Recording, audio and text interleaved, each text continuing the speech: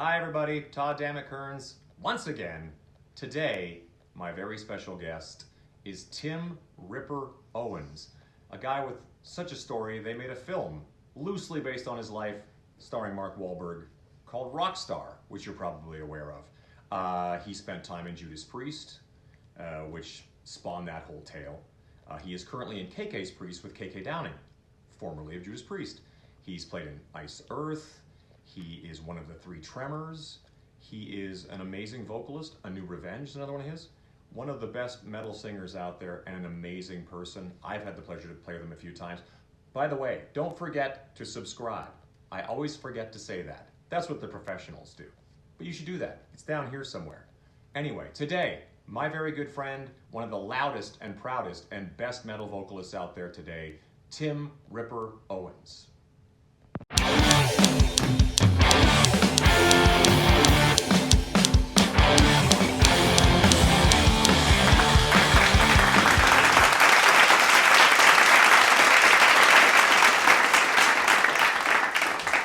All right. There, they make it so official now, yeah. It's so good to see you. It's been a while. Good to see you, man. So what? It has been a while. I don't know when the last time was I saw you. We did the show, a couple shows that time, but I don't even know when the last time was we ran into each other. I don't know either because it was. I've seen you play a handful of times and maybe some festivals. I can't remember, but I'm always blown away. And I think that even just talking briefly, we talked about how Priest is just in a funny way, just a chapter in a much larger book. And yet it's always the touchstone. And I suppose we're always lucky to have these touchstones that people sort of remember us as. But how old were you when you first sort of realized you could, because I've been watching all your stuff in getting ready for this, and I was always kind of like knocked out about there's a real ease to this, to your ability to sing. And I'm always like, at what point did you just kind of like find like a head voice and all that kind of stuff? Were you quite young when you stumbled upon that? Well, I was, I found it early just from the people I listened to, the musicians. But, I was always a choir singer. I was always growing up singing in choirs. And I remember my high school, I was in the madrigals. Listen, I was going to get choir to be my easy classes, right? Because I'm like, I don't want to study. So I had madrigals, men's glee, select choir, band. I was taking everything, because I'm like, let me take. That was like all my classes a day. It was kind of funny. But I remember going into my senior year, going into the choir teacher, and I said, hey, we should do this song. It was a Judas Priest song, Dreamer Deceiver, because it had all the kinds of stuff all over the place. Totally, like, man, we should do this. She was like, yeah, okay. She still remembers it. What's funny is she was a brand new teacher that she just retired, but she was not much older than me now when you look at it, right? Sure, you go back in. And she still talks about it like, you wanted to be this, even though I never planned on being a rocker. That kind of got lucky with making Judas Priest. But she loves to tell people the story that I come in and I was this rocker kid in choir, so, and then all of a sudden I become the singer of Judas Priest. So it's kind of funny, but I was always singing it. You know what? I would sing anybody, Elvis. I loved my parents listened to great music, and I loved Dion and the Belmonts, all the 50s and 60s stuff. I really loved it. They sang falsetto and they sang in the head voice, all of that stuff, and then Sherry Bay. I would always sing that stuff. So I was able to do it. I probably wished I had a natural ability to be a professional golfer or a brain surgeon. Brain surgeon would have been good, but I know, right? But you know how it is, Todd. You have a natural. I wanted to be a guitar player. You have a natural ability, but you got to take it to the next step. It's I know so many local musicians, so many friends that just didn't go to the next level. Either they didn't get the lucky break, or they just fell into things they shouldn't have done, and they just didn't take it serious enough, and totally. I was lucky with the voice, but I listened to all that stuff. Bachman Turner Overdrive, Rolling Stones, Aerosmith. That's what my dad listened to. Sure, I loved BTO. I loved it. But then when I first heard Electric Eye, I really, because I probably would have sang like AC/DC if I had a choice, because of the raspy kind of falsetto thing. Yeah. I heard him sing Electric Eye, and I was like, man, that is awesome. And then I listened to Dio, so I kind of mix all that stuff in. That's why I love Chris Cornell so much, because he mixes all that stuff together. It is a funny conversation because guys of our age, the 90s was such a big part of the tapestry as well. It's like the 80s, we came up on that, but we sort of became professionals into the 90s. And then seeing guys like Lane Staley or Chris, who essentially were hard rock vocalists who found that absolutely rode that wave into alternative music. And there's examples of many guys, but specifically those guys, and specifically Chris, who essentially 10 years earlier was probably a heavy metal singer, or 5 years earlier. Well, I mean, just really, Bad Motorfinger was a hard rock heavy metal record anyways. It was like Sabbath and Zeppelin mixed together with this. Totally. And the only reason why it changed because they wore different clothes. Yeah, exactly. I mean, yeah, that's pretty much what it's like. Listen to, oh my God, he's wearing a shorts and a flannel shirt. Yeah, exactly. Yeah. Radical. Yeah. So that was the big one. But yeah, I love Chris because he was raw, every note wasn't going to be perfect. He had, and I learned, and I still learn from anybody I hear, but I learned a lot. As a matter of fact, the song I'm singing today in the studio for somebody, it's got this upper raspier kind of natural voice that's in between almost, Okay. And I learned that from Chris Cornell. I learned even a song like Cochise was really impossible for me to sing. And then I just sang it because it's almost in between. It's just weird, like he's, and it sounds like he's struggling with it, to be honest. I think the recording of it sounds like he's struggling. He probably did it better live after a certain amount of time. But I still learn the different voices. My very first band, I didn't have a very high natural voice. And they were doing Iron Maiden and Dio. And I'm like, I would do it falsetto. Oh, really? And yeah. And then they're like, you can't do that. Even Anthrax with Joey Belladonna has that. He's a Journey singer singing in Anthrax. I know, right? And he has this, and I had to learn to sing in my natural voice and the chest voice to do it. And I'm still not as high as like Ronnie and Bruce and things like that, but I had to learn to try to do it. That's interesting that you bring that up, because guys like Ronnie and Bruce are a very good example of, like, Ronnie was just all chest, all power, He never went into that head voice Rob, Jeff Tate, that kind of higher stuff. And but it's an interesting conversation and Bruce is a good example too. Bruce never really goes into the head voice at all. It's all sort of just full voice. But it's a funny thing that when you are a singer, if whether you decide to be Dave Gahan from Depeche Mode, where you decide, because once in a while I'll be listening to a guy like that and go, that guy's a genius. If he gets a cold, he's fine. He's a guy like your own, we could all, but it's when you discover, or more so when the people around you discover that you can do that stuff, that higher register stuff, that you immediately become like, okay, well, now that's what you have to do. And you just nailed it. Cause it's funny. I remember making my first record I wrote after Judas Priest, and I was in Iced Earth, and I did a band called Beyond Fear. And I did the record, and I remember playing it for people and like, where's your high notes? I'm like, listen, I don't have, that's not always. I don't have to. Me. Yeah. And then the last song I wrote was a song called Scream Machine that is, Scream Machine. It's all, and it's like a Judas Priest song, and that became the song of the record, So, right. But when you have a voice like I do, I'm lucky because I can sing anything, I mean, I'm not saying that in like a bragging way. It's just, I could sing Sepultura or Pantera, and then I could sing, some Guns N' Roses, or, it's kind of this voice, AC/DC, and I'm lucky to have it. That's why I sit in my studio since COVID and I sing 8 million things. I probably sang on 8 million different projects all over the world.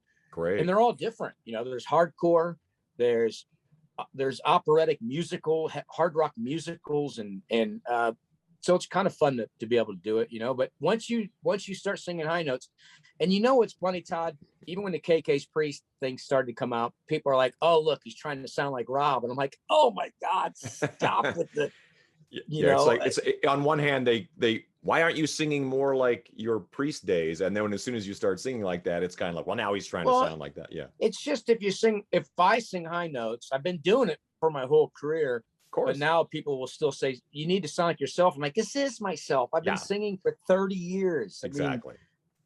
But once you hit high notes, they expect you to hit high notes, whether you like it or not.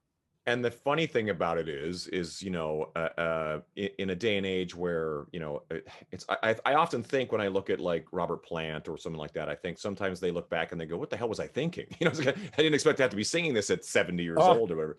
But it is a fascinating thing because if you can do it in your 50s and 60s and whatever, then you damn well should. You know what I mean? It's sort of like just keep that pedal to the metal. I put them in all these songs. The song I did today, what was it called? It was called Fallen Brothers. And the didn't have anything in it. Didn't have any high notes in it. It's like all low. And I kind of made it higher natural voice. And then I have, it ends with high notes and there's high notes underneath. And, that's what I say, whether I like it or not, that's what I do. Yeah. And I don't always, what's funny is I don't always do it, but you put it in there. The KK's Priest stuff opened up with the first two songs being classic, heavier high notes, and then the next two were kind of cheesy rock and roll, fists in the air that you sing live, that really are the fun ones to do live. I mean, people said, oh no, that's kind of cheesy, and I'm like, this is KK came from a band that had Breaking the Laws, Living After Midnights. You got everything coming. I mean, all in all, it's what it is, but the rest of the album doesn't have a ton of high notes, but people want to hear a few, and of course, it's fun to do. But once you start, the whole thing, I'm in my mid 50s now, and I it's not as easy every day. It's always there, but it leaves so fast. KK really nailed it one time. I had a bad show, and he said, singers, because I take care of myself, drink water, I sleep, I don't talk to people, and I try to maintain it. But you can just wake up and have a bad voice. Yeah, it's true. Yeah. KK's like, I got to shut my fingers in the car door. But you just wake up, you can. So it was kind of funny, That's something that people don't really understand is that with Miles, the guy Miles Kennedy singing in with Slash and stuff, it's sort of like he lives like a monk when we're on the road together, terrified of getting even the slightest infection. It's what I do. Some singers, though, Todd, can do it with. I mean, Ronnie Dio was a great example, though. He would entertain. He'd have his Boddingtons before the show. He probably, who knows what he was doing. He talked all day. He entertained, went on stage and did it. Me, I'm like, I don't mean to be rude. If I'm in a dressing room, I'm like this. Right. And then and I think Rob's probably a lot like that as well, where, you have to do interviews, but you prefer not to do them before the show. And when the show's end, I'm out. I go. I mean, I'll sign stuff if people are by the bus or if we have a meet and greet. I do all that. But if not, man, there was a shows I did in South America. It was Udo and myself and Blaze Bailey and Mike Viscara, and we went and did this. And the show would end. And Udo and I would walk up the stage, grab our bag right up the stage, and walk straight out the door. But that's my voice has to have that. I have to, and it's always been a little bit like that. I've always had to watch it. It's not steel like Ronnie Dio's was. I mean, I wish it was, but it's not. But and a man has to know his limitations, and that's really, once you know your instrument, then you have to know, because nothing shreds it more than just the average person knows that on a Friday night after being in the club yelling and screaming at each other because you over top of the music, that your voice is shredded up. And just imagine if your job was to now get up on stage and sing a show. Yeah, talking's the worst. I mean, it is. I can sing a set of music and be all over the place. People go, "Oh man, how'd your voice take that?" I said, "Well, I'm going to be worse talking to you right now." Yeah, exactly. Talking, it's the weirdest thing. And they say, what I need to do though, is I need to shut my voice down for a few months. I've never done that. And when COVID hit, I was planning on doing that. But what happened, I'll do these tours throughout the year. And I tour a lot, but I could shut it down. but I had no way to get an income unless I recorded music for people. I got lucky that I was able to open this window up and just record like crazy. Totally. But I didn't have any time to shut it down. You know, I mean, I didn't have the income coming in, so I had to do these. So I still wish I would shut it down for 2 months. I had some voice problems a while ago, but I'm able to steer around it. But I do need to shut it down, but it's hard. Is it the kind of problems that you know what they are? Like, do you have an idea? Like, have you gone to somebody? And I mean, when I say problems, I mean, clearly you're working through it, but any vocalist will go have ups and downs because humans have ups and downs, allergies, whatever, all the things that affect everybody affect the human voice. And if that's your job, then yeah, it's a whole other thing. I have, it's almost like a dryness, and it's been better lately. It's been slowly getting better, but you know, I went and got I had salmonella years ago in South America and just destroyed me. Oh, then no. I got home from that for one day, went to the hospital, found out, then I went to Beirut, and then they called me in Beirut and said, "Hey, you got salmonella." Whoa. But it dries you out. And I just kept singing and it destroyed me. But I went and got it scoped. I can't remember if it was a Cleveland Clinic or which one, but it was one of the top. This guy sees everybody. He's got the signed pictures and plaques that everybody sees at this place. Wow. And he's like, "Your vocal cords are in perfect shape." And I couldn't sing. Yeah, I had this in between thing, but he goes, "Your vocal cords are in perfect shape." I mean, there's not any, and I'm like, wow, that's, you know, hell, I just got back from singing Sepultura, so it's kind of like, exactly, yeah. So I think it's the way my voice is. I think it's just going through something. I think it'll come back. You know, there was years where Rob had some issues years back, and now he sounds like he's back stronger than ever. I think it's our style, the way it happens. But you know, I probably could get it checked again. I just think first thing they're going to say is to rest. I mean, it's something I haven't done anyway. You know, you can't have that. It's all right. At least I'm coming into my studio and doing a song, and you could take your time and do it. But I also think probably getting back on the road on a normal tour actually won't hurt it. I think it'll help it. I have a tour in all of November and part of December. I'm doing a 3 Tremors tour in America, and there's 3 singers, so I can kind of it's sort of sing the part. Yeah, you get to share the load. Yeah, all singers know what to do things. It's just hard. You know, you start trying everything. I never used to warm up. I never used to do this, that, and the other. I got every concoction here. Jamie Bandera got this Dr. Vox that you blow into and you do this thing. And wow. And I do that. And, you know, I got everything sitting here. And I never used to have anything, right? And half of it's, you know, is this looks sore throat 911. You're supposed to rub it on. You're like, yeah, okay. But you know, yeah, but if you were a basketball player or something like that, you'd have icy hot and all that stuff. You know, if you're an athlete, same thing. Yeah. Well, see, Ronnie didn't have any of that stuff, man. Ronnie was like, yeah, but we can't hold ourselves to bars like that. No. He was a freak. Yeah. David Draymond said to him, I think it's a known thing, everybody knows, right? David's like, "Hey, what do you do to warm up?" It's like, "David, if you got to warm up, then you don't have it," or something like that. David's like, "Oh, okay." You know, then you have like Jeff Tate, and I learned from these people though, but Jeff Tate will warm up for an hour and then he'll warm down after the show, you know? Yeah, the warming down is a fascinating, cooling down, I guess, is it? But I think everybody's different. I think everybody they all have their own way. Some people don't need to do it. I'm in between. I never used to have to do anything. I just walked. I would come off the stage for Judas Priest shows, and I would get to the venue and then change and then walk on the stage. The monitor guy would hand me the mic and I would start singing, you know. And what I always try to do is pick the first song to be a good warm-up song. Yeah, that's always I would good. pick Painkiller. I would pick Painkiller on my solo. That was your warm-up song? Because you don't have to be pretty or clean. And it's got high notes and this and that and the other. So it's almost like a little bit of all over the place. You know? And maybe you can just get it out of the way. Well, the older I got, that's what I do too. I moved like Scream Machine. I would put way in the back of the set. Now Scream Machine is like, okay, it's at the beginning. Yeah.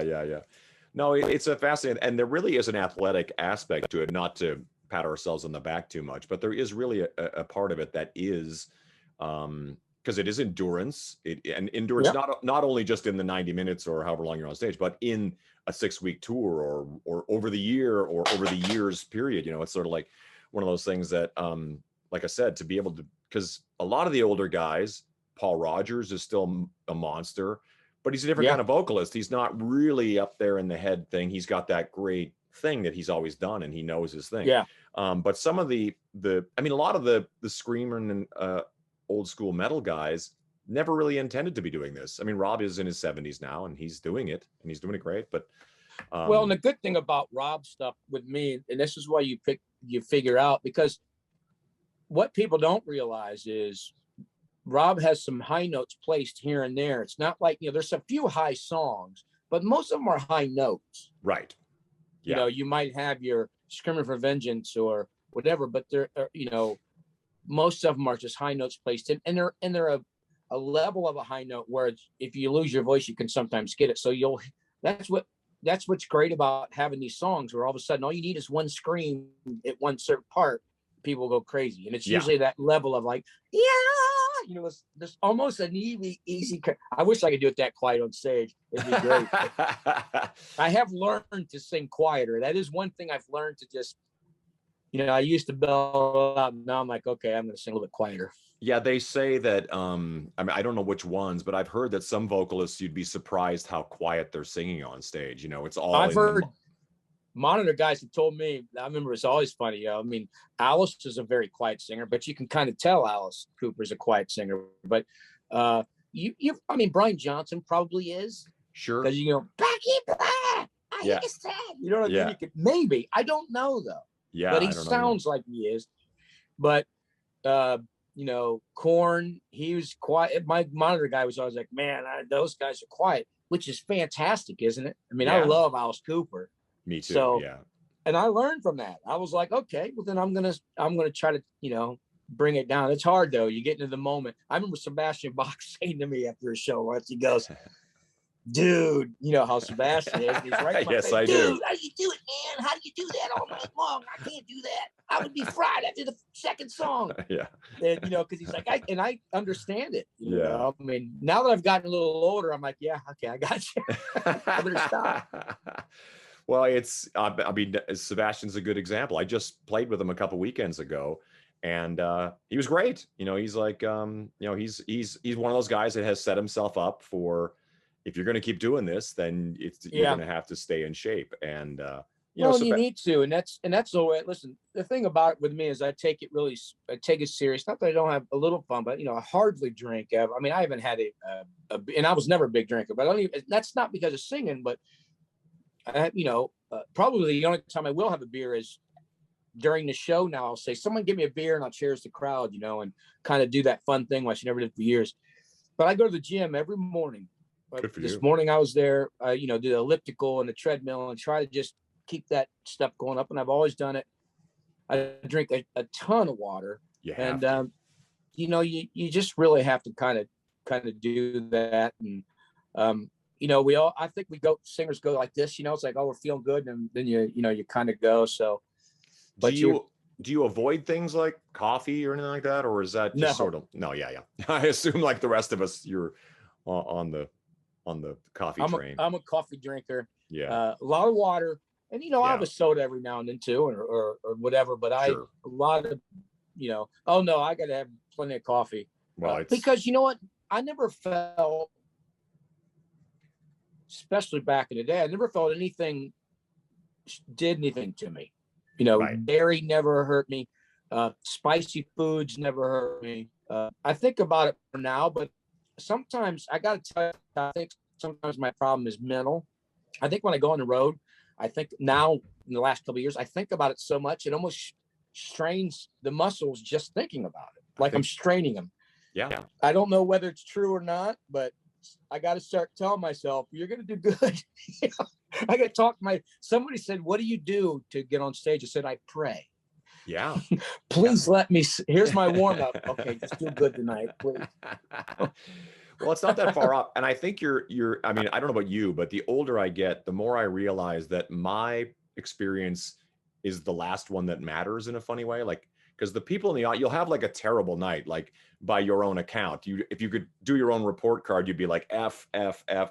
But then you walk off stage and some kid will say to you, "It was the best thing I've ever seen. It was the best experience of my life," and you'll just go like, and it really sort of takes you out of your little pity party and makes you go, you know what? It isn't about me anymore. It's about because they do that. It's funny, man, because sometimes, I mean, when you have I'll have a disastrous show and it's like, you know, it's so bad. And then somebody says that and you go, you think to yourself, are they lying? Are they lying? You know who used to do that a lot to me, shockingly, was Ingve. I would come off stage and go, God, I had a horrible night. But dude, you rocked, man. You sounded great. I'm thinking, you know, people probably think Ingve's there ready to beat me with a guitar or something. But he would always say it all the time. You know, it was even in the studio. I said this. I would sing in the studio, and they'd be like, "Yeah, take was all right. Let me do it again." He go, "Nope, that was good. We'll keep that take. First take. That's the best take. You're never gonna beat it." I'm like, "Okay." Wow. So he would always do that, you know. But you are right. I mean, that certainly goes against his reputation in every other sense of the word. I don't know the man at all, but I've known plenty of people to play with him, and always been a great admirer of his ability. And I think that he's always had a sense of who's a great vocalist, and the fact that you fall in the list with a lot of other great dudes is, makes a lot of sense. So how did that even come up? I assume that Judas Priest thing raised your profile so high that everybody would be like, get Ripper. Yeah. He's the guy. Yeah. You know, I did one of those covers with him, one of those Bob Kulick things back in the day. I did Mr. Crowley with him. Right. And right. I never met him, but then his wife came out to a show, Judas Priest show in Florida. And then I left Priest and got into Iced Earth, which was a pretty big band at the time. Yeah. And we were doing just as big shows as Priest and stuff, and we headlined Wacken Festival. But right around the time Iced Earth kicked me out, he called, and there's somebody management called and said, "Hey, Ingve's interested in you maybe singing on this new record." I'm like, so I went out and met him. And, the thing was, we were different things, his crowd of people were a lot different from the Priest and the but first thing I thought was, man, he changed the face of guitar playing. I mean, 100%. This guy, whether I think it's the right thing or this, that, or the other, I'm going to do a record with him. And I enjoyed the records I did, and I had a good time with him. I just had to quit because I was doing a lot of solo shows and I just didn't have time. But yeah, he just called. I met him, and we, when I met him, he was years and years sober. So I don't have any of those stories to tell. Right. And we met and went to Starbucks, had some coffee, and talked about it. And, so it was kind of, I was like, all right. So I kept, I like you look at the history of people you've played with throughout your career. And it's just, growing up, you think to yourself, I can't believe in the 80s that I'd be doing records and being friends with everybody that I've been with. It's like, I know, it's crazy stuff. It's the weirdest thing. I usually do this whole thing a lot more chronologically, so I kind of feel like we just dove right into it, but I'm loving it so much. I'm like, it sort of takes me back to like thinking like, well, you brought up your parents a little bit, talking about them being into music to some degree. I don't know how involved, but is that kind of what was the initial sort of like, I don't know, the gateway drug to everything else, was their interest in music? It probably was, singing in choir. I was naturally kind of gifted in like being able to sing, as some kids could do, or being funny and having this one, being act and all this kind of stuff as a kid. But my parents listened to great stuff, and they weren't musicians. No. And not at all. They just sang "Happy Birthday" to me a couple weeks ago. And I was like, "Woo, man, Mom." She always laughs afterwards. "You didn't get your voice from me." But they listened to such great stuff. I mean, my dad had Johnny Cash, and the ones I said, Bach, Aerosmith, big Aerosmith and Rolling Stones fans. Interesting. But then, that got me with their, I started listening to their singles, and then they had an Elvis single, and that's what, I was a huge Elvis fan. Sure. But that's kind of what, and they supported me so much. It's really funny because back when I was in my local bands and stuff, I worked at a law firm for 6 years, and I took my mom to a Judas Priest concert. So it's that we had the Loge at the Richfield Coliseum. I think it might have been like the Megadeth, Judas Priest, Clash of Titans or whatever it was. Was Rock that and the Roll, whatever. Ram It Down tour? No, this was towards the end. Okay. So this would have been around the painkiller thing, I think. Yeah, okay. Because it had like maybe Megadeth, Testament, Judas Priest. I don't know, but then they did one with Alice Cooper. And even my mom knew, Peace Sells because of me playing it. Oh, listen, oh my God, I love that. But my mom would come out and be sit around and be the mom and watch me play. So, they were always supportive of me. I remember when I worked at that law firm and I got my first band, Winter's Bane was the name of them. And we signed to a Massacre record label out of Germany. And this was in 93 when metal was really crappy. 94, right. There was no metal scene. Mm-hmm. But we flew. So I had a chance to fly out there for like 3 weeks and I had to tell my work. And my dad's like, tell him. And if you have to quit. Because that's cool. Wow. Because, do what you can do. How many chances are you going to be able to go to Germany? That was funny back then. How many chances are you going to be able to go to? And now you've been there 1,000 times. Yeah. Now, then I made it free. Yeah. But they were always supportive and that's so cool because I just talked to Johnny Kelly from Type O Negative, and he was saying how his parents were the exact opposite. His family was the exact opposite. What are you're gonna leave your city job to go? That's ridiculous. Yeah. So that's actually lucky. really cool. I was lucky and mid-20s and or young 20s probably then, I think, so I was pretty lucky. But yeah, they listened to some good stuff and that kind of, was able to sing with that stuff. And, the bands I probably sang the most, which is funny because it was the plain one was Bachman's Overdrive. That's I remember so playing funny. 4-wheel drive because then I want to be a guitar player. So I'm going like, gah, gah, gah, gah, gah, because that was easy for me to play. Yeah. They're just great riffs. Yeah. So that actually brings up an interesting point because I think that the choir thing really puts you ahead of the game in a funny way. Like, even though, everybody, I was going to say everybody, but not everybody, but a lot of us sang in choir in whatever form, but never took it as seriously as like, I'm going to do this as a vocalist, because everybody else that was in choir went on to be normal people that had jobs and lives. But so at what point did you decide, I want to get a guitar and play rock and roll? Like, I think that was early on. I wanted to be a guitar player, not a singer. Even though I sang, when I wanted to be a guitar player, but I was never any good. I took lessons. Now, I wrote like half the songs on the Beyond Fear and half the songs on my solo record. Yeah, I can write some, but they're going to be the Sabbathy British steel Judas Priest kind of influence, Totally. where you can, down, down, down, the rhythms and stuff like that. Yeah. But I went, the first story with this was I took my guitar. My buddy said, hey, this band's looking for a singer, which became my first band. It was called Damage Incorporated because they never thought Metallica would get big. And then they called it Brain Aside eventually. And we said, I went to watch this. He said, they're looking for a singer. So I went to his house, took my guitar, like, let me take this sucker with me to the guitar player. So, and I walked in and he's my age. He's sitting there playing. And this is, we're probably 18, 19.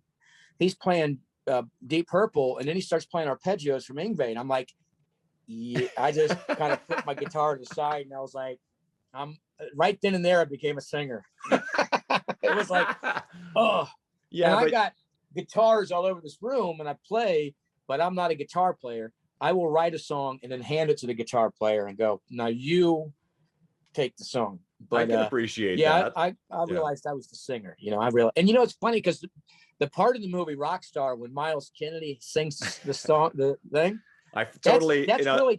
It's so funny to think that I hadn't even thought about that connection until you just brought that up. But Miles is in that fucking movie. Yeah, that's actually really something that happened with me. When I first went out to the local scene, there was a band called US Metal, and they're a really big cover band, and they had the perfect singer, kind of like a Dickinson look, but the girls loved him and they were doing all that stuff, but they would do Metal Hell. And then I would be up front and they hit that note at the beginning. And I was like, yeah, I would scream that note out and they were like, and then they would hold the mic out to me. That'd be, yeah. So cause obviously parts of that movie, very few parts were taken from me, but that was a real part. Wait a second. Are you saying that they actually like sat down with you and started to pick apart your life and turned it into an actual script? I was never quite clear as to how much of that, because I mean, here's how it happened. Because I know you, and I know your story within Priest and all that kind of. And when I saw the film, I was like, it's as if someone just sort of took the kind of the idea and just ran with it in a whole different direction. What happened was a New York Times article came out about me on a Sunday, front page of the entertainment section, which is very unusual for New York Times. I remember that being a huge deal. Yeah, yeah. And they, so I'm out golfing locally, and my number's unlisted. And this is the very beginning, obviously, right when I made the band. And my mom called and said, "Hey, some movie company just called me, and they're trying to get a hold of me." I'm like, "What?" "Yeah, they read that article." Okay, I click. I said, and all of a sudden she calls back 15 minutes later. "Hey, Warner Brothers just called. They said it was George Clooney's company," and I'm like, "Okay, give them the management's number." So originally, wow, they were making the idea, and it was going to be called Metal Gods, and we were going to have music in it. But then they just started making, the band didn't like how they were being portrayed, whether parts were true or not. They didn't like it. And they said, Bohemian Rhapsody, it was not. It was completely something else. Yeah, yeah. So they wanted some kind of creativity. We want to be able to say yes or no, and they said, you can have no creativity in it at all. We're making it. So then they changed the name. They pulled our name off of it, and they just did the script where it was enough, similarities and in their own story. So, it's a shame because it became kind of a normal Spinal Tap-ish cliched kind of movie where there was it could have been so good. They're playing in arenas in the story. This is the mid 90s and late 90s where nobody was playing in arenas then, except Pantera and Metallica maybe, but Guns N' Roses, whoever was there doing things at that time, but the rest of the bands weren't, Mm-hmm. But the real story, my mom diagnosed with MS and all these great, the relationship was fantastic. It ended with me quitting or whatever, getting fired or quitting, which I was still in the band when the movie was done. But they took it and ran with it and made their own thing, so they'd have to pay us, Well, of course, yeah, they cut out as many people that they can. So, without getting too much into it, because I know you've beaten it to death, we probably should, talk to some degree about the fact that within the Rockstar Movie idea that you're the guy singing, crushing it in British Steel, a Judas Priest tribute band, which, I mean, there are going to be tribute bands today. This was a huge thing back when we were young. I remember there was local bands that would be like, these guys do a killer, and the Judas Priest shows, it's like the guy had to be great. It's pretty much the 6th degree black belt of like, if you're going to do a Judas Priest tribute, well, who the hell's singing this thing? So the fact that you're crushing that and that whole story is just so that what makes the inspiration for films and for everything else is such a great story. The fact that they just see a videotape of you and like, is that actually him singing this, or is this that's how they said it. What's funny though, Todd, is when we started the Judas Priest tribute band because of Winter's Bane, we couldn't get any gigs. So this agent said, "Hey, you should do it. Judas Priest isn't together. You should do a Judas Priest tribute band. Open up as yourself, and then do a Judas Priest thing." So that's how it started. And then I quit. Yeah, and sorry to cut you off, but you're saying this is during Rob has left the band. There's fight. There's all that stuff. Rob left. Judas Priest isn't together. 93, somewhere in there, I guess. I'm 92, 93. Which is the sweet spot to do a tribute band, because all those tribute bands, there was Kiss tribute bands, all that time that Kiss had no makeup on, tribute bands could really do good business. And then as soon as Kiss put the makeup back on, then it became kind of like, well, now it's not quite as a novelty. Well, but that started moment changing though. It started changing, and I remember I was singing bad. The band wasn't playing very good. We were playing North Carolina. There's about 50 people in this giant club, and I just quit because I sounded like crap. So I quit the band, and I was actually in a Seattle tribute band when Judas Priest called me. Oh wow! It was called Seattle. Yeah, and I was doing that for a year when Judas Priest called me. Doing all grunge music. And I would sing in Chris Cornell, Jesus Christ Pose, and Outshine, and just nail. And so I think it actually brought me back to be my singing back. But I had a real good time in that band because I didn't have to take it as serious. I could drink and be crazy because I fit right in with the Seattle people, right? I was Sure, supposed to yeah. be kind of, you know, doing all that. So I was like, this was a good time. So Yeah. so when they called me, that's what I was doing. But yeah, you know, we did it just to get out there with our original band. You know, people think that when they watch the movie, you got to figure, I was a Judas Priest fanatic in the 80s when I was in high school. Me but too. Only Judas Priest pictures on my wall. But this was 1993. Yeah. Long past, you know, Yeah. I'm out living, you know. Yeah, of course. But they still made me in the movie look like some kind of fanatical guy that was doing this. Yeah. It's kind of funny. Meanwhile, but, you had moved on to the 90s was, like a normal person. Well, I just moved on because I was doing that to make some money, and that's what was doing it. But you know, it was really surreal, to be honest. You know, to do that stuff. And who does the call come from? Know, does it come to you directly, to your house, to your parents? How do they find you? And who comes to my parents' house? It comes to my parents' house, and I actually happen to be there. And oh wow! So I get a call, and I don't know if, and it was this girl Julie, who's from Rochester, New York, who videoed the last show I did with British Steel. Wow! And she said, "Hey, you got to call this number." Judas Priest called me because Scott Travis knew Julie and her friend, and Scott was he was friends with him, so they gave him the videotape. And I had met Scott before that, and they gave him the videotape. So, you know, that's how it started. So that inside connection. And then she calls, so you got to call this Jane Andrews from Judas Priest. I'm like, okay, sure. You know, like, yeah, all right. So I ran upstairs and got my old Painkiller record. I'm like, well, there's her name right there. Wow. I'll be damned. Wow. So I called, and she's like, hey, you know, we're interested. I don't think they want you to sing. Come out. They want to meet you, make sure you're not some LA rock star acting kind of guy. You're just a normal guy. And I'm like, well, I'm from Akron, Ohio. So I mean, yeah, exactly. You're gonna get this. And then I flew there 2 days later, you know. Wait, you flew you flew to England? I flew to England, and I drove to Wales, this old studio that Sabbath recorded in. And I get out of the car and I hear this music, and I'm like, holy crap, man. Wow. This is and I walk in. Ian's sitting in the kitchen at this big breakfast table, and I'm like, "Oh my God, it's Ian Hill!" You know, because listen, we grew up in a time where if they weren't in the magazine or on the radio, you didn't see them. No, right? No. I mean, they were magical. Our rock stars were magical. They weren't on Facebook showing pictures of their dinner or here. You know, I mean, they were, you know. Yeah, 100%. You didn't touch him, and I'm like, "Holy crap, it's Ian Hill!" And then I walk in, and there's Glenn sitting on a little amp playing, and Scott's playing. I'm like, and KK sleeping, and I'm like, so Glenn said, hey, you know what? Get some rest tonight. We'll get some dinner, get some rest, and then you can sing tomorrow. And I'm like, I haven't sang the Judas Priest song in a year. You know, because if people get to audition for a band like that, you think they would get ready, right? Yeah. You're going to sing a couple songs. Here's the songs, work on them and come. Well, I didn't sing. They didn't say to you, like, here's a list of songs or anything like that? No, they said I wasn't probably going to have to sing. So I didn't even think, you know, they said they just wanted to meet you and make sure. Yeah, that you're not a We jerk. heard you. Yeah. So I said, there's no way I'm going to be able to sleep. No way. Let's just do it now. I'm jet lagged. I'm, you know, I don't know. I might as well do it now.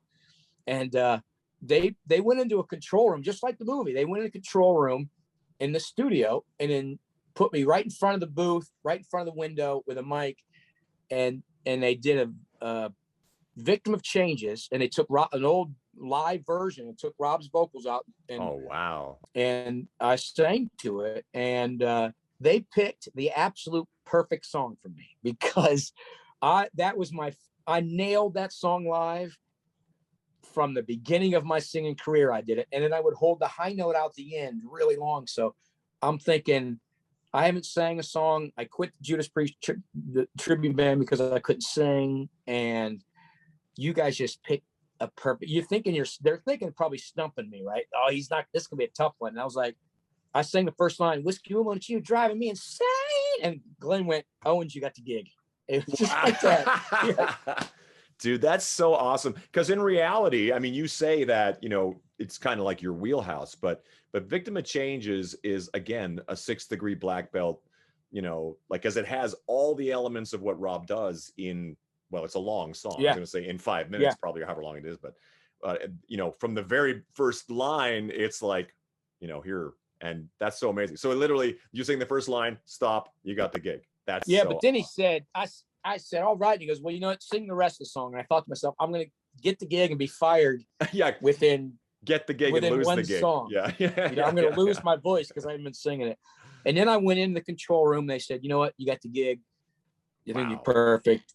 And then I said, well, let me sing another one. And I went in and they put the Ripper on. So that's kind of how I got the name the Ripper. All of a sudden I sang the Ripper and they kind of started calling me that, you know. Which is also another song that is, you know, really a display of your ability. And I think that's the beauty of it in watching, you know, footage of you doing your thing, is even adding in the stuff like marching in the streets, like in places where that's not part of the song in the original version, and you finding places to do that, and it just being like really impressive, but not in a sort of like over the top, like watching guitar players, like, you know, shred over top of things. It was just, it was very musical and very apropos. I tried to make it my own, you know, and still stayed true to it. That was the thing when people say, man, you're a Halford clone. I'm like, I sing the songs, but I don't sound like Rob. I actually don't think you sound like Ralph Rob. Sheepers. Ralph Sheepers sounds more like Rob, you know, and he was one of the ones. He's got that more of that style. I don't think I sound like him. I just can sing it. But I always tried to, whether it was putting something ballsy or lower underneath of it or a high note, I try to do a little bit of something, but I never wanted to stray away from how great the songs were. You know, you always, exactly. I mean, you nailed it, you know, and if you ever never hit a high note over top of Yngwie's guitar solo, that's one thing you don't want to do. Oh, that's verboten. That was the only time he ever said, hey, and he said it nicely. I think I trailed into a solo to think, don't say a high note on myself. It's like your voice stops, then the guitar solo, and then you can sing again. Yeah. So I'm like, okay. The thing is called Yngwie Malmsteen. Yeah, we know. But that's funny you say that, because when I first joined, the tour said, this is great. It said, House of Blues was advertised as Yngwie Malmsteen, and then it said featuring Tim Ripper Owens underneath of it, right? Wow. Well, all of a sudden it was gone. Tim Ripper Owens was gone. And I called somebody I knew. I called someone I knew at the House of Blues. He said, yeah, the management called and said, get rid of your name. and the management said to me, it's Yngwie Malmsteen. Right. That's his band. If you want your name on it, you can pay us money. Yeah. That's what they said. I'm like, okay. That's fine. Listen, I will put anybody on my flyer for advertising. You know what I mean? If it's going to get butts and seats, yeah, absolutely. Yeah. I don't care if it's 10 people. If somebody's, you know, hey, I don't care who it is. When I do local tours and I have local musicians that are my band, if I go to South America, I have the same band I use in Brazil. I want all their names on. I want my band's name on. I want great. Anybody that can come out. You know? Yeah, bring your cousins. I'm not going to say to him, hey, Tico, if you need to pay me to put your name on my flyer. Yeah, that's rough. So what was it like? Because I mean, looking back, and you know, you bring up an interesting thing about the 90s, because metal became sort of like a dirty word in a funny way, except for, like you say, Pantera sort of they sort of had no problem.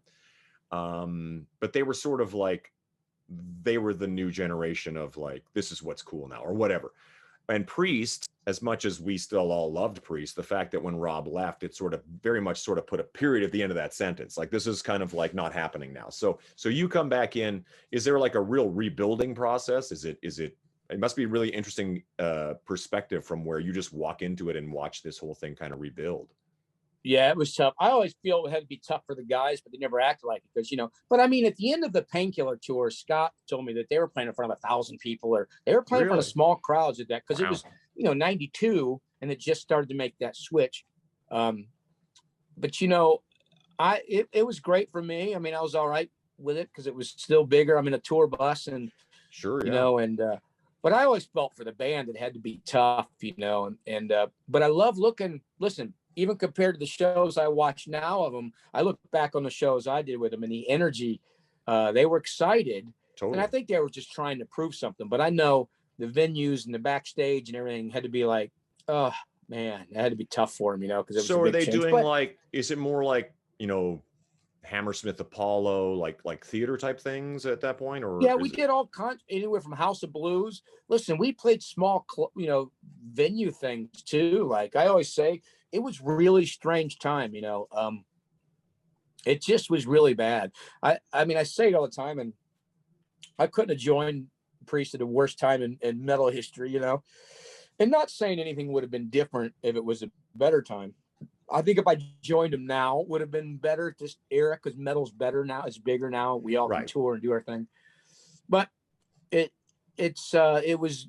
had to be tough, but it was all different size venues. We play some big ones, we play some little ones. We do these tours and pull into something that, it just was, it was crazy how small. To them, they just had to me, it still was great because the place was going to be packed.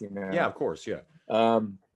But it was all different sizes. But the energy of the show, it's funny to me because it's like, when if your 12-year-old self could tell you you're going to be playing at, like you say, House of Blues or whatever the hell it is, it's like, bring it on, dude. I'm like, that sounds like heaven to me. It was but that's great. not just a Judas Priest phenomenon. That was the phenomenon of an entire generation of hard rock. That's what I always say.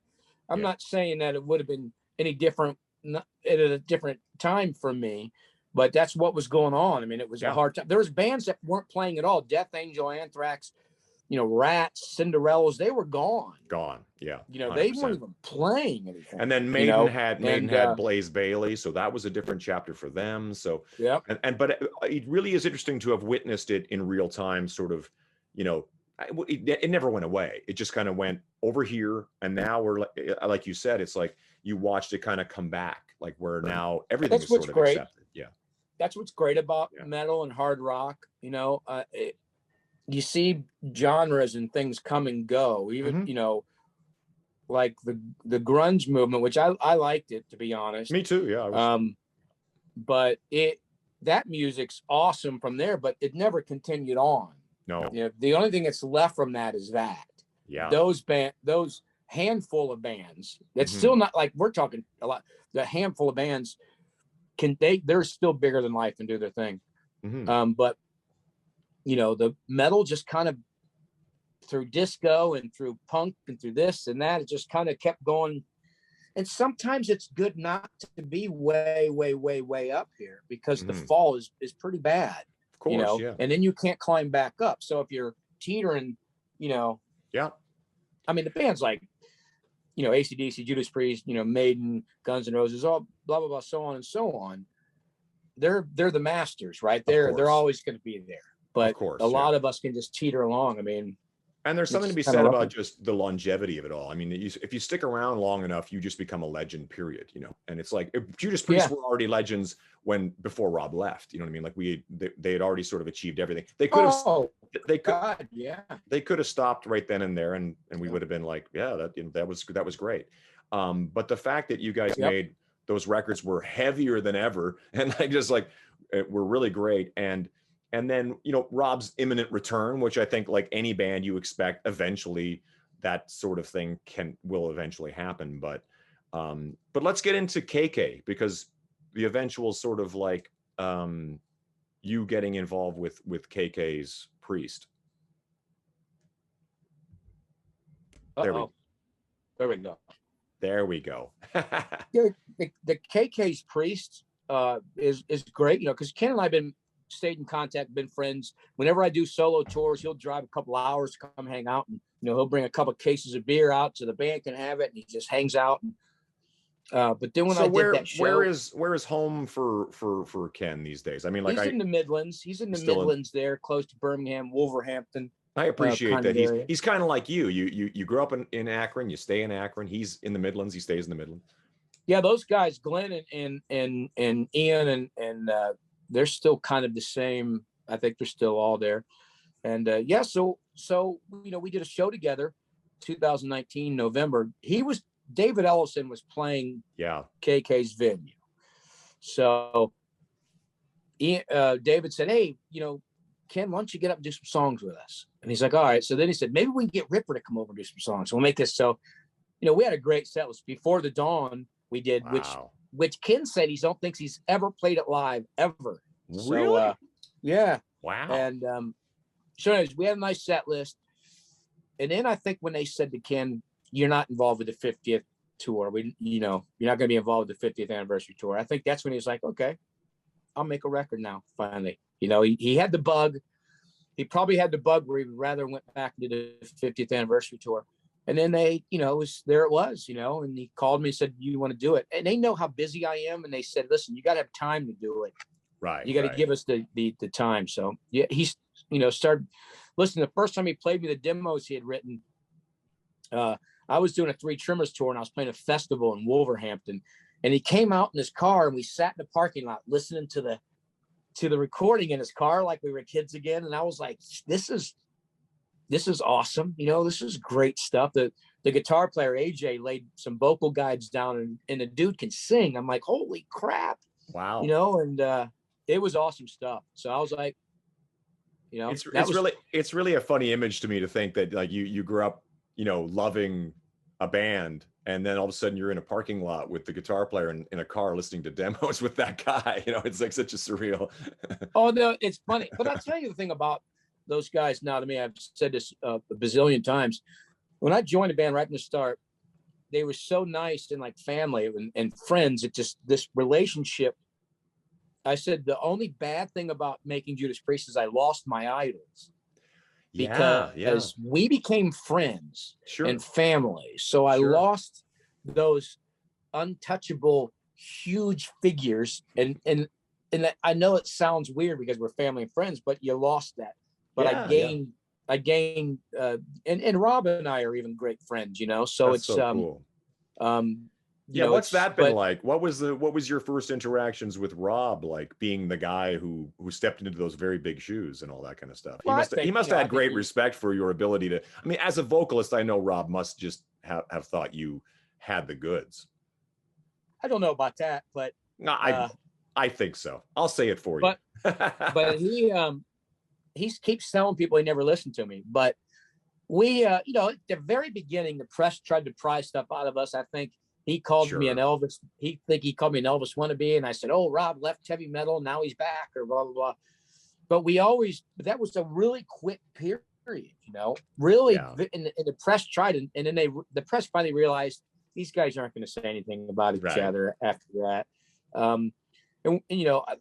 We respected it. I knew he would come back. I remember the last time I saw him was at a Dio benefit thing in LA, and Rob was getting an award. Wendy was giving Rob an award, and Rob sees me stand like down below side. I looked at Kurt. How's Russia, man? You've been in Russia. It must be awesome. He knows what I'm doing, that he knows I'm going to Russia and doing shows. And, we just, you got to respect each other, and there's no need to burn bridges. And Rob's the metal god and he's the guy. And, I think it hurts people's feelings that we like each other. The press is like, crap, man, I can't do this. This is horrible. It does make for a better story when there's that wrestling hating each other thing, isn't it? Yeah. They hate that we talk. And even if there is anything like all this good stuff I probably said about Rob now, Blabbermouth will probably still throw in the headline. Tim said, that's, but there's, everybody knows that Rob and I get along. That's called clickbait. You don't need to fall for that crap. So what's the future hold? We can let you go now. I know I've glanced over your entire career, and there's so many things I want to ask you about, but it's sort of like, now that we're like heading out of, we're still in the middle of a pandemic, but the fact that things are kind of opening up, I assume. Well, we could do, I could talk all day. I have more interviews come up in about 10 minutes. No problem at all. We can do more of this again. Part 2. I don't actually, what's funny is I don't do any interviews right now without going through the publicist. This is the only interview I've done.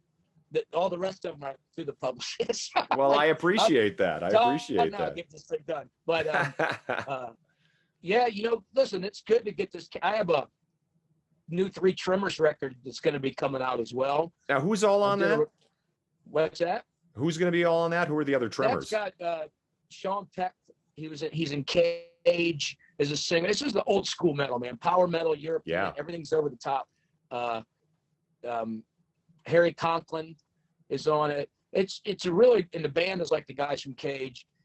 I have a record coming out with a band called Pyramid that I did. It's prog heavy metal, so it's really cool. Cool. And then I got Leviathan project I did. I mean, I got so much stuff coming out that it's kind of cool to, and that's because of the pandemic. Yeah, now, I know. I would have been doing KK's Priest and Three Tremors anyways. But this Pyramid thing's really cool. And the Leviathan project, everything's different. But I did enough material for 2 records for the Pyramid thing. Because after I did it, he started sending me, he goes, hey, I got this instrumental. And that brought in my choir musical thing. Because it's like telling a story. There's no verse or chorus. 1 minute it's like Bowie, because I love Bowie. 1 minute it's like a David Bowie. And then it goes into hardcore. It's like, this is awesome. It's craziness. But I got a lot going on. People can always just check my websites and my Facebook pages and Twitter and Instagram. And I'm like you. I can't even name what the hell's going on half the time, because I just said the other day, if anybody wants to know what I've done, and I just put a link to my Wikipedia page. Like, I got to go to that to see what I've done. So I don't even know. And then I'll have the people, because there's so many professional musicians that aren't musicians that give us advice on how to do our career. Then I'll have someone go, you need to stick with one band. I'm like, how am I, what? I'm a musician. This isn't 1985 and I'm not selling 1 million records, I always say if I was there's in like one band, I would also have a 9-to-5 job. That's what I always say. I go, there are 52 weeks in the year and I try to fill those weeks, so it's like, and it takes sometimes 3-4 projects to do that. So that's the way it goes. I'll do whatever. Yeah. I'll do whatever. I have fun doing music. I'm a musician. Exactly. If I was a carpenter, I'd do a lot of different things with wood. Exactly. I wouldn't just make rocking chairs. I'd make tables too. And no one would say to that guy, hey man, stick to rocking chairs. I love it though when the people say that to you though. And they're like, hey, I don't like KK's, the vocal lines and the melodies and the lyrics. You got to do this. I'm like, what Grammy? I mean, where's your Grammy or your hit song, right? Yeah. You're not in a position to say. You're not even half of them aren't even musicians. And it's great you give advice. That's cool. The other cool thing about KK's Priest is Les Binks being there, which I think is a really fascinating conversation. And he couldn't do it full time because he hurt his wrist. Oh, I heard that. Yeah. And the great thing was we got my drummer from Three Tremors and Cage, Sean. That's right. Who is a beast. This kid's a beast. And I mentioned him to KK, and he's like, Kim's like, yeah, let me hear him. He's like, yeah, bring him out. And I'm like, he's a good kid. Boom. He won't disappear when it's bus call, so we're fine. That's actually most of the gig. Is he going to be there for bus call? Oh man. Well, I'm going to let you go. But as a guy who's grew up in Akron and still lives in Akron and all that kind of stuff, I think that's really cool. As a guy like me who's like I've been a million places and sort of I'm so far from home. I think there's something really romantic about the idea that you grew up there and you're still there. I think that's really awesome. I'm still here, and the family and friends and everybody and the kids and everything, still that's do the beautiful. same thing, That's because beautiful. I travel all the time. I got lucky. I didn't have to move. I got lucky, made Priest. I didn't have to move. I was able to stay here. So that's the deal. If I would have moved right away, I probably would have been on the go, but right. I didn't plan on being, my college was Judas Priest. So I was able to do all right. Yeah, exactly. That's so awesome, man. Well, I really can't wait to come see you. I hope we'll cross paths somewhere along the line. I'm sure we will. That's the way this thing works. Absolutely. And we'll do part 2 of this whenever. We'll dive into some more stuff and talk about some other things, some road stories, or do whatever. And I would love that. That would be great. Talk about the time we played that show together and good times. Those were great, man. I look forward to doing that again too. Well, good luck with everything. I look forward to all of it. I'm so excited for everything you got. I always pick up everything you're doing. You got it, Todd. Thanks, and good luck to you. And tell all the people I said hello. Yes, and you do the same, please. We'll see you soon, hopefully. All right. Big love, all right, brother. Buddy. We'll see you. Bye-bye. We'll see you, bud.